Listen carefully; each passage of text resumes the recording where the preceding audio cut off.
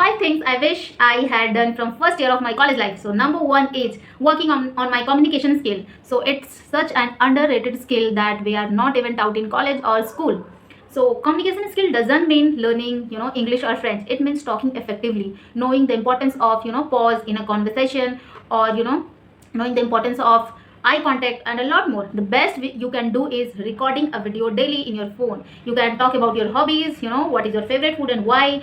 Like any number two is doing whatever you want and not falling in the FOMO trap.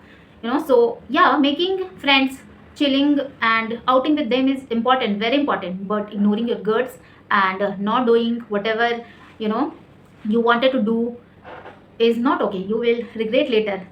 So start learning or start doing whatever you always wanted, be it painting, dancing or photography or anything. So number three is learning how to learn is very important. The simplest example you can take is of study. Learning how to study, in smart way, effective way, and not just working hard is important.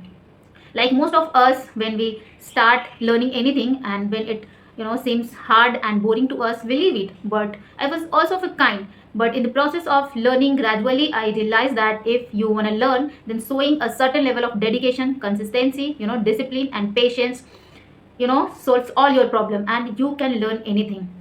It's just how hard you want it, and believing that you can learn is very important. Number four, which I feel is very important, is writing. I think writing is something which has changed my life. So writing helps us being more clear in life. It You can write anything, maybe a shairi, a rap or a poetry, or just about your day. Whenever I feel something unclear in my mind, I start writing, and within 5 or 10 minutes, everything becomes so clear to me. So everyone should write, I think. And the last one and the most important one is believing in yourself, irrespective of whatever is happening outside.